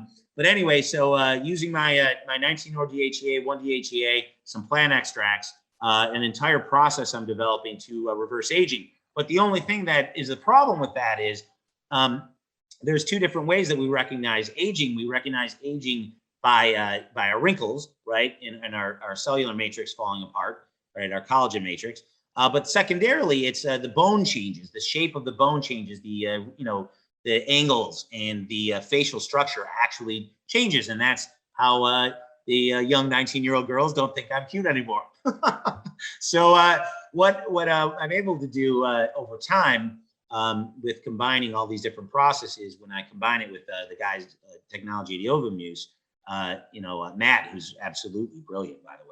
A little plug for him, because he is absolutely brilliant guy and a great guy as well. But anyway, so what we should be able to do is provide some pressure to the bones and some tapping along with Matt's supplements, and change the actual bone structure. So what we would do is we'd scan your face when you're 21 or 22, and we'd scan your face now, and we'd find those points that need to be manipulated. And then through magnets, tapping, and Matt's supplements, we can actually change and recomp the bone, and actually change you back to when you were 26. That's interesting. I might be down for that, bro. All the treatments, all the stress from being a business owner all these years is definitely taking a toll on my wrinkles in my face and stuff. I mean, well, we will, worries age you quite a bit. I don't have a wrinkle on my body, and I'll tell you, I have good genetics, but I don't have a wrinkle on me, and I don't take care of myself. I smoke cigarettes shamefully. I vape. As I said, I induce COPD by smoking, many packs of cigarettes in a 24-hour period, which was stupid. But I had a friend that had COPD, and he just sounded horrible. And I'm like, I have to solve this. I have to help it.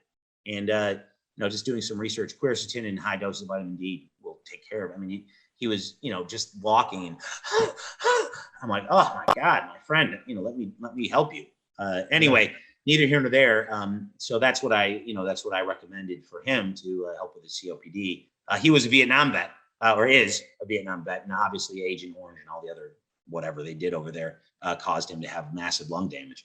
But neither here nor there. So my goal now is obviously to make money, but to help humanity. I think that's what God wants for me. And as I told my friend, you don't have to believe in God, but He believes in you.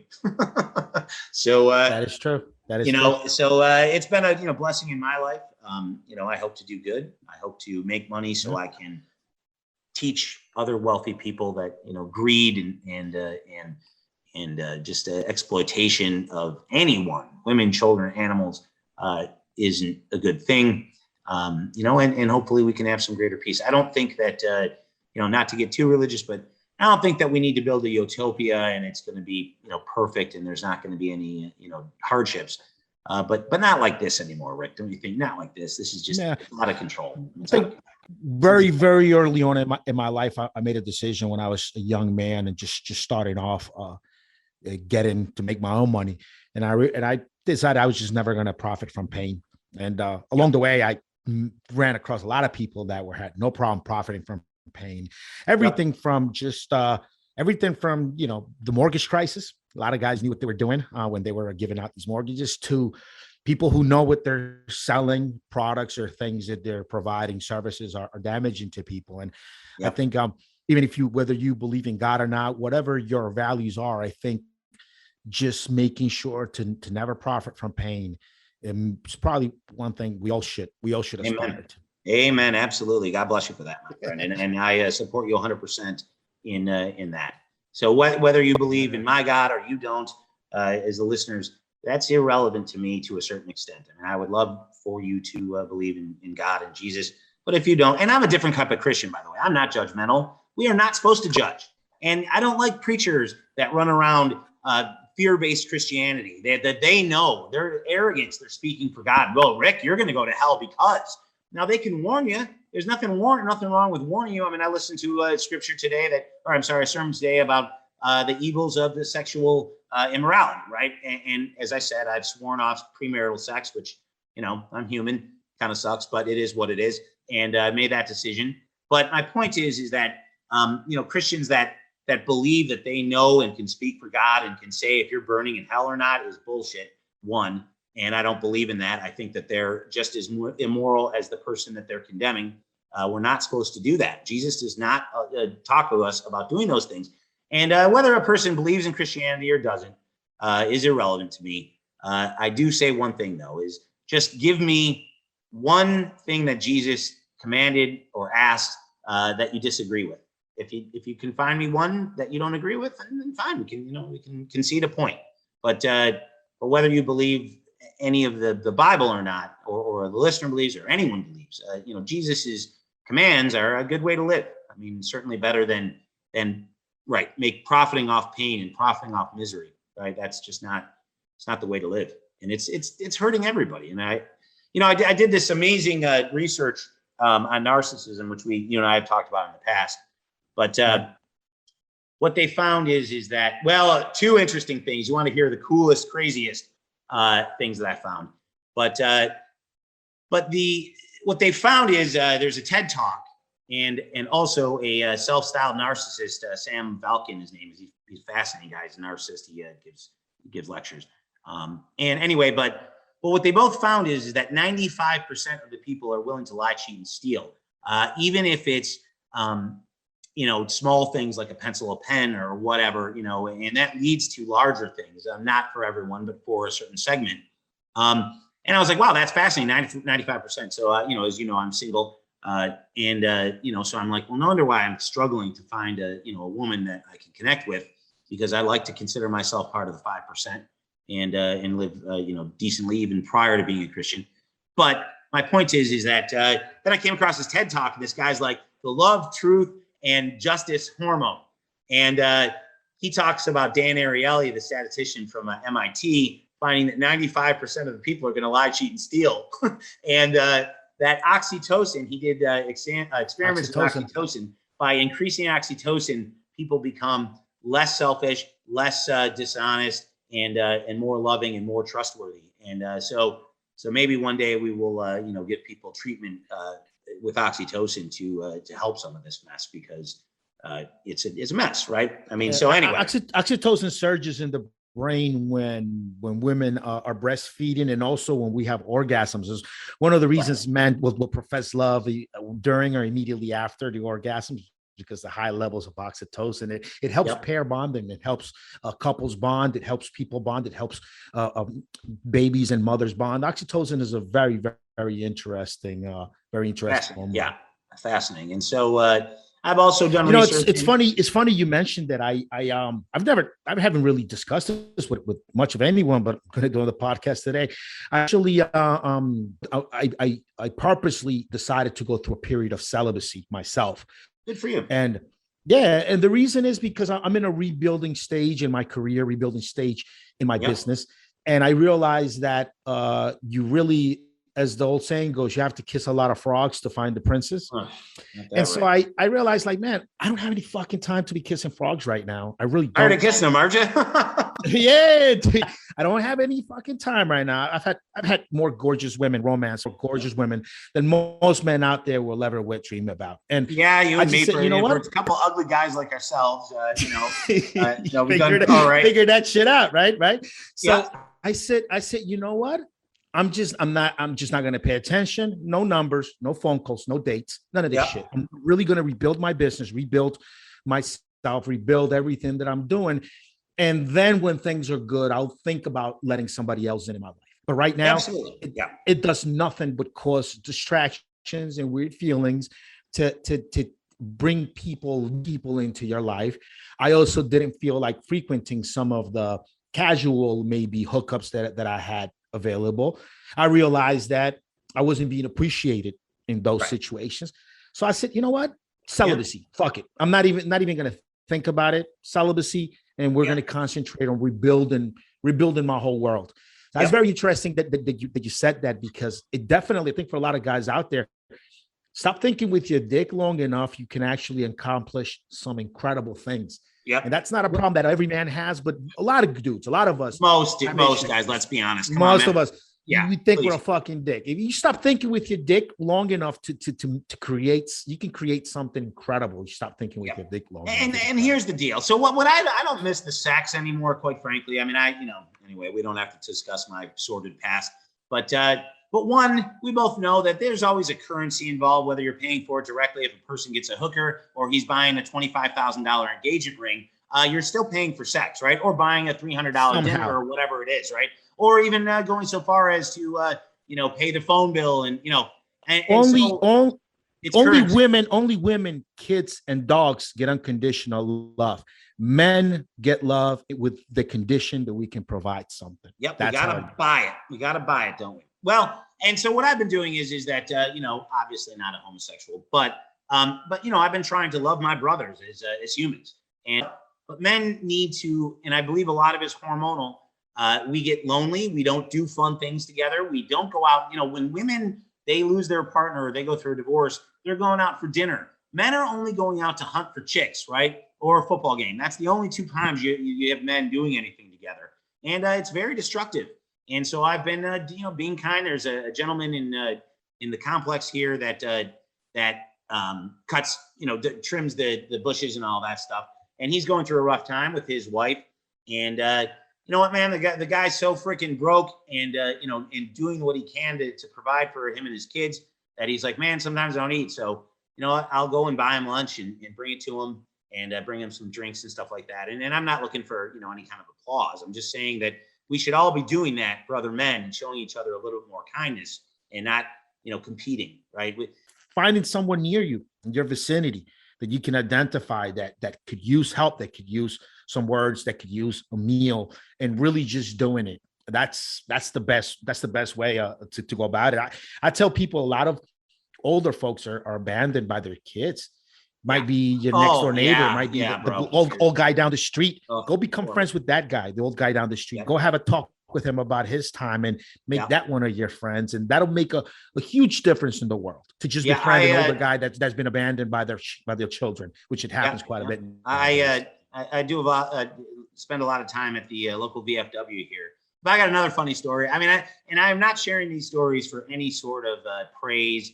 As a Christian, we're really not supposed to share them, but I hope God understands that they're meant to be inspirational, that, random acts of kindness need to happen, but they need to happen towards men right now. There's been enough, pink ribbons and all that shit, right? It's time to do random act of kindness for other males, right? So this gentleman came over, he said, man, you're my only friend. And I said, listen, I sometimes know how you feel. I do understand. And, he's going through a rough time, and I just be kind to him, and that's it. I mean, I don't want anything from him. He lives an hour away, so we don't hang out or anything of that nature. And he's got 3 kids, I believe, or something to that effect. But just a good guy, and, just could do something nice for a fellow man that hasn't received shit from anybody in a long time, right? I mean, other than shit. So, but the second one is, unlike you, I still keep my eyes real open. Well, and also, I do a lot of social experimenting, which, as males, we need to be nicer and kinder to each other. And I think also hormones will help with that to bring things full circle. Things like oxytocin, things like progesterone, which is not a female hormone. It is our second most prevalent hormone behind testosterone, as far as that goes. And progesterone can, I think, in combination with certain other hormones, can cure loneliness and build bonding. I tell you what, man, I don't mean to cut you off, but like every time you and I get on the phone, bro, we're going on 2.5 hours now, this podcast today. Yeah, well, you can edit it out. Yeah, we have lots of chat. I love talking to you anyway. Yeah. This is like chatting with a friend. No, right? I'm definitely gonna edit it down some, but yeah, man, I need to have you on for another podcast in the next month or so. We could definitely touch on some more of these topics. There's a lot of stuff that I want to go more into detail on, and I'm sure as you start filing some of your patents, you'll be able to disclose some more information about these projects that you're working on.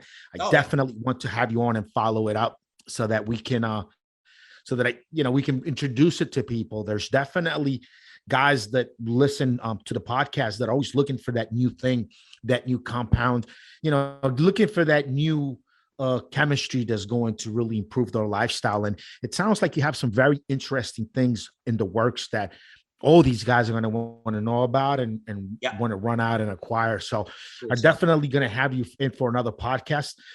Eric, it's been great, man. I really appreciate it. A lot of fun. And I will have you here in about another month, man. Have a good one, brother.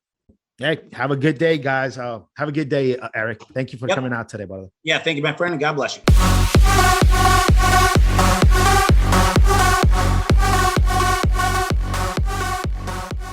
All right, guys, and that was the interview with Mr. Eric Marr. Join us again next week when I'll have another real special episode for you guys. Have a good one. So I guess it goes without saying, but we'll say it again.